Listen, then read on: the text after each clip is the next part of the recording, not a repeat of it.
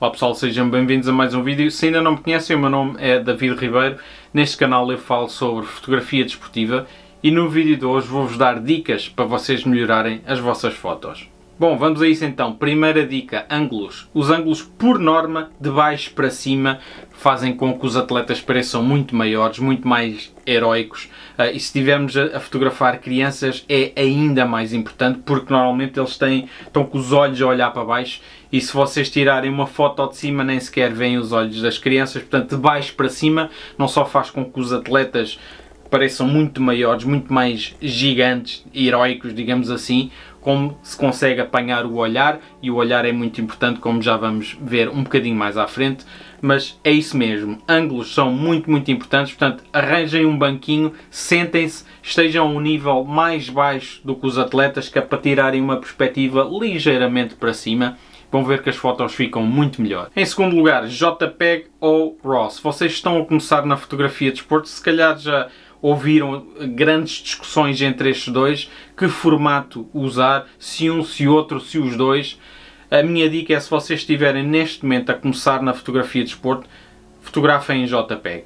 Sim, RAW tem muito mais informação, nós conseguimos recuperar mais informação das sombras e das zonas claras, digamos assim, das fotos, mas requer muito mais conhecimento na parte da edição, já para não falar que pesam muito mais nos cartões de memória. Portanto, se vocês estão a começar, para vos tornar o trabalho um bocadinho mais simples, tirem fotos em JPEG. E, para ser sincero, muitos profissionais, por norma, até tiram fotos em JPEG em jogos profissionais, porque a eficiência é muito mais rápida a passar os cartões de memória para o computador, para editar as fotos, etc. Portanto, JPEG ou RAW, se estiverem a começar, vão com JPEG. A próxima dica é que nós queremos ver rostos, queremos ver caras na foto. Tirar fotos de costas, por norma, não tem grande interesse. Aliás, eu já fiz um vídeo há pouco tempo a dizer ao pessoal, por favor, parem de tirar este tipo de foto.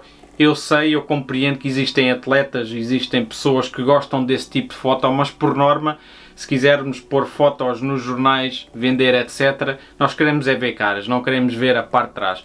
Por norma, e no meu entender, fotos de trás, salvo a rara exceção, obviamente, não são muito apelativas. Eu prefiro sempre ver a cara do atleta. Por falar em caras, se for um desporto que tenha bola, por exemplo, futebol, basquete, handball, voleibol, tentem apanhar a bola na foto.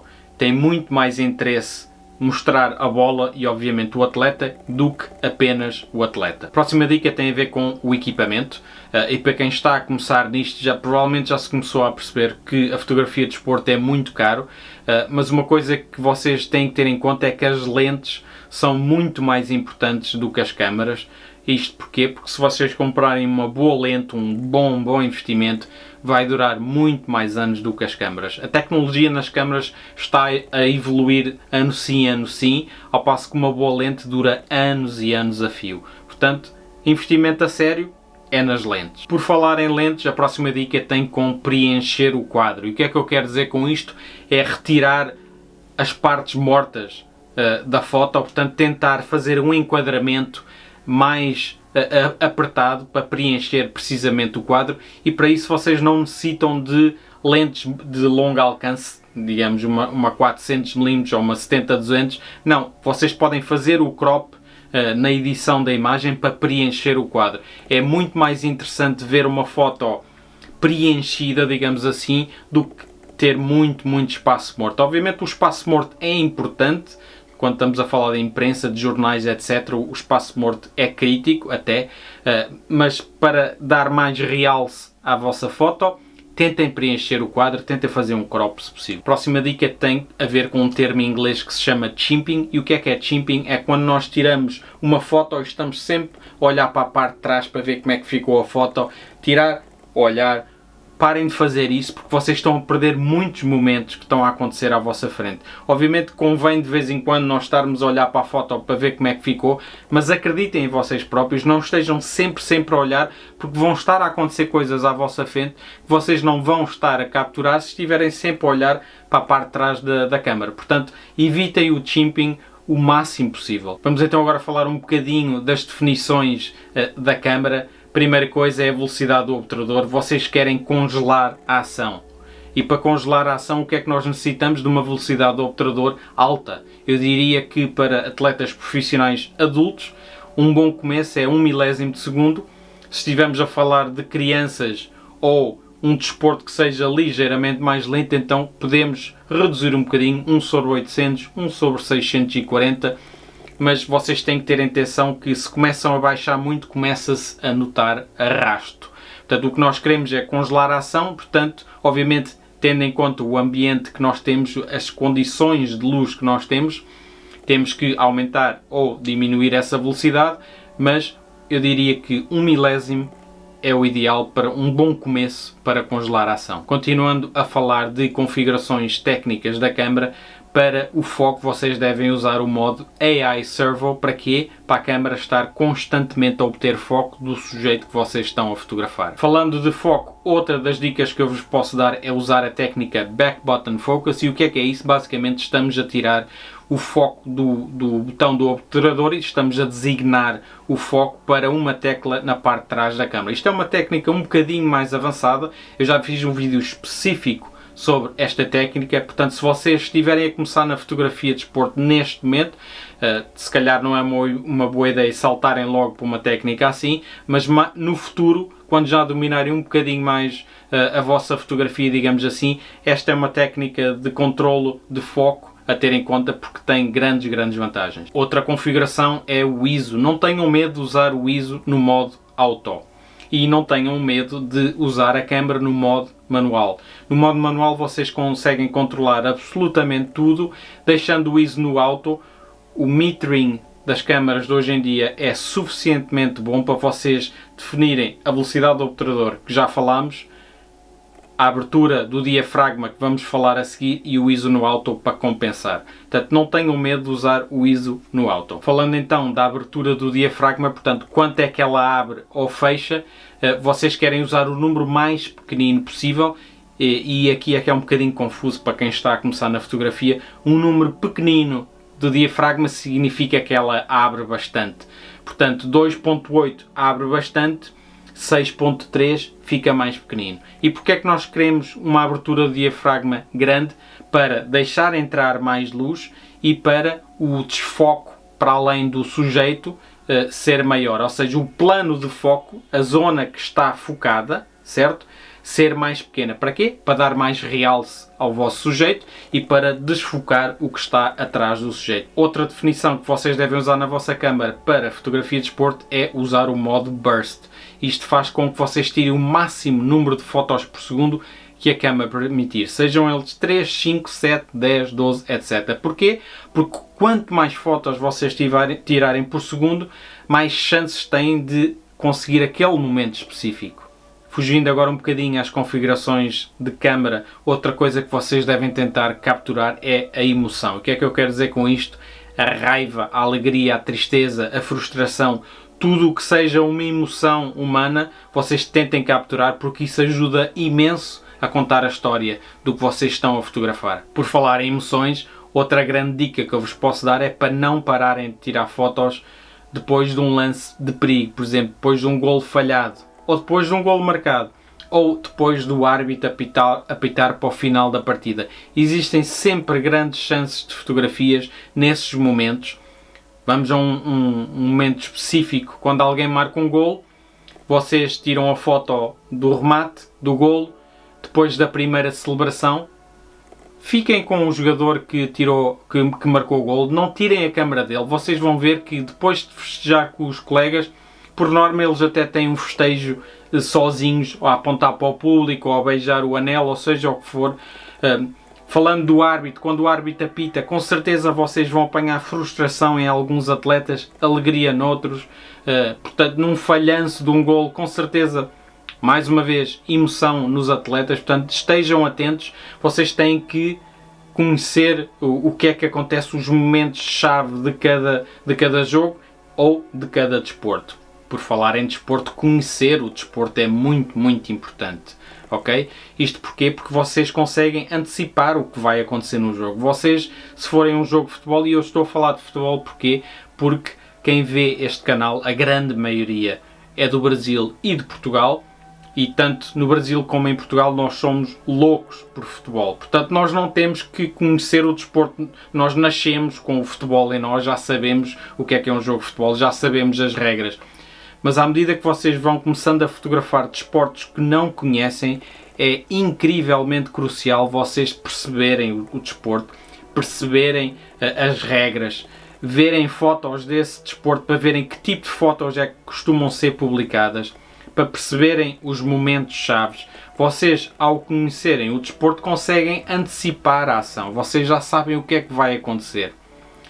Estando falando da audiência deste canal, que é maioritariamente do Brasil e de Portugal, eu não vivo em nenhum desses países, embora seja português, vivo na Irlanda, e o desporto rei, digamos assim, aqui neste país é o hurling. Ora, se eu vos mostrasse fotos de hurling, para quem nunca viu, provavelmente vocês nem sequer conhecem o desporto. Ora, se vocês fossem fotografar hurling sem conhecer nada, vocês seriam como um boi a olhar para um palácio, não sabiam o que fazer. Portanto, tenham isso em conta. Se vocês forem fotografar um desporto que vocês não conhecem, estudem primeiro. É muito, muito importante. Por falar em conhecer o desporto, vamos falar do posicionamento. O posicionamento, ou seja, onde é que vocês se colocam no relevado para tirar fotos, vai alterar completamente o tipo de fotos que vocês tiram, certo? Portanto, saber que tipo de fotos é que são necessárias desse desporto, que fotos é que vendem, vai depender muito onde é que vocês se colocam no campo para tirar essas mesmas fotos. E obviamente varia de desporto para desporto. Falando de posicionamento, vamos falar do sol. Se vocês estiverem a fotografar num jogo durante o dia, é muito mais difícil, tecnicamente falando, fotografar contra o sol do que ter o sol atrás de nós. Portanto, vocês puderem posicionar com o sol nas vossas costas, é muito mais fácil para vocês tirarem fotos, não diria melhores, mas com menos dificuldades técnicas, digamos assim, porque a luz será mais fácil de controlar. Quando temos o sol, uma grande fonte de luz à nossa frente, de frente, é mais complicado. Por falar em sol e posicionamento, temos que ter em conta também o que é o fundo, ou seja, o que é que está atrás dos atletas quando vocês estão a tirar uma foto. Vamos falar de futebol, que é um desporto que toda a gente conhece. Se nós estivermos a tirar fotos num canto ou no outro, vocês vão ver que o que nós apanhamos de um canto ou o que nós apanhamos do outro é diferente. Se nós estivermos a falar de um jogo de futebol mais amador, onde o estádio, digamos, não é assim não é um Maracanã, não é um Wembley, não é um estádio da Luz, não é um grande estádio onde não importa onde vocês se colocam, o que está atrás vai ser sempre lindíssimo. Se estivermos a falar de um jogo de futebol mais amador, por vezes, em certos cantos nós temos casas, ou edifício, ou postes de eletricidade, e se calhar no outro já temos um fundo um bocadinho mais limpo, que tenha menos distrações. Portanto, quando vocês forem colocar, num canto ou no outro, olhem, estando neste canto ou estando naquele, o que é que está atrás. Nós queremos ter o mínimo de distrações possíveis. Para quê? Para quando alguém estiver a olhar para as vossas fotos, se focar no sujeito, ou seja, nos atletas, e não olhar, tem ali uma casa atrás, ou tem um poste de eletricidade, ou seja o que for. Portanto, o fundo é obviamente muito, muito importante. Por falar de fundo, por falar de posicionamento, vamos falar de outra coisa, que é, não estejam constantemente a mudar de sítio. Se vocês virem que a ação está a acontecer um sítio onde vocês não estão e vocês tentam mudar, vocês vão ver que depois a ação vai para o outro lado, ou seja, nós não conseguimos estar em todo lado, ok? É impossível. Portanto, aceitem que existem lances durante um jogo que vocês não conseguem capturar. Vocês não conseguem estar num canto e no canto oposto e no outro ao mesmo tempo, ok? A não ser que vocês tenham uma equipa de 4, 5 fotógrafos que se possam colocar em ângulos diferentes.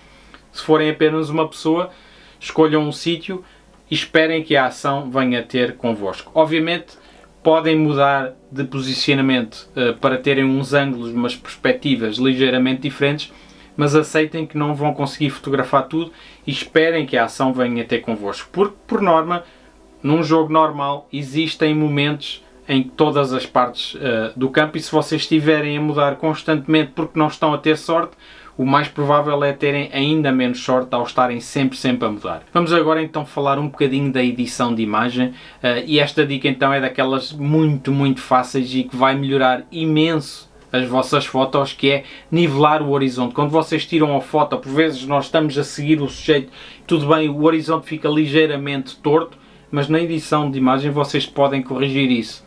E eu vejo muitas vezes fotos por essa internet fora, onde a pessoa faz apenas o crop, posta e aquilo está um bocado torto. Mas porquê?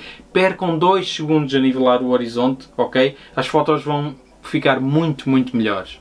Outra dica da edição de imagem é muito simples, tem a ver com a saturação das imagens, é deixar isso ao mínimo, não saturar demasiado as cores. Ou seja, quando alguém olhe para a vossa foto, que pense que está para olhar para uma foto real e não uma coisa que pareça um filtro de Instagram. Isso cansa muito rapidamente. Obviamente, gostos são gostos, se vocês gostam disso, força, carreguem com a saturação ao máximo se quiserem. Eu acho sinceramente que fica mais normal, digamos assim, não exagerar na saturação nem na claridade, etc. Portanto, dar um look normal às fotos. Falando em publicar fotos, vocês tentem publicar apenas as vossas melhores fotos, não publiquem 500 fotos. Eu compreendo perfeitamente, no início nós estamos tão excitados a tirar fotos e querem mostrar tudo o que tirar. Vejam todas estas fotos que eu tirei. Mostrem apenas o vosso melhor, porque se alguém for ao vosso perfil e vir grandes fotos, poucas, mas boas, é melhor do que ver centenas e centenas onde existem muitas fotos que deixam bastante a desejar. Portanto, sejam críticos com vocês próprios, portanto, sejam o vosso próprio departamento de qualidade, controle de qualidade, e publiquem apenas o vosso melhor material. E estamos quase a chegar ao final. Outra dica que eu vos posso dar é pratiquem imenso. É com a prática que vem a perfeição. Perfeição, nunca chegamos à perfeição, mas vocês sabem o que é que eu quero dizer. Se vocês tiram apenas 2, 3 fotos, perdem pouco tempo com a fotografia, vocês nunca vão melhorar. Têm que ir a jogos, mais, fotografar. É assim que vocês vão aprender, é assim que vocês vão melhorar. Portanto, a prática ajuda a chegar perto da perfeição. Por falar em prática, temos que falar em estudar. E o que é que eu quero dizer com estudar fotografia? Exatamente isso, perceber tudo o que tem a ver com fotografia, desde o triângulo da exposição, perceber os vários métodos de metering da câmara, saber o que é um histograma, ok? Porque é que o ISO baixo dá menos grão, tantas coisas que tenham a ver, tudo o que tenha a ver com a fotografia, todo o conhecimento não ocupa espaço. E o que é que ajuda? Ajuda-vos a contar a história da maneira que vocês querem contar. A fotografia tem tudo a ver com a luz, ok? Mas nós, como fotógrafos, podemos moldar essa luz da maneira que nós queremos para contar a nossa versão da história, para mostrar a quem está a ver as nossas fotos a maneira como nós conseguimos controlar a luz e contar uma história da nossa maneira, com os nossos olhos, com a nossa visão artística. Portanto, o conhecimento da fotografia ajuda, sem sombra de dúvidas, a tirar melhores fotos. Depois de saberem as regras todas, quebrem-nas. As regras foram feitas para ser quebradas e a fotografia não é uma exceção. A fotografia é uma arte completamente subjetiva, ok? Não existe certo e errado. Existe o standard, existe o aceitável, existe aquilo que vende mais, mas a fotografia é uma arte subjetiva. Portanto, conhecer as regras da fotografia é importante. Depois, aprender a quebrá-las para contar a história que vocês querem contar. Aí é que está a diversão. E por falar em diversão, essa é mesmo a minha última dica. Divirtam-se. É importantíssimo nós divertirmos com a fotografia, seja um hobby ou seja uma profissão. Estarmos a fazer algo que nós gostamos é muito importante, porque isso vai se refletir sem sombra de dúvidas nas fotos que nós tiramos. Pessoal, espero que tenham gostado destas dicas. Se ainda não conheciam o canal, subscrevam. Se já cá estavam, não se esqueçam, cliquem nesse like. E até à próxima, pessoal. Fiquem bem e boas fotos.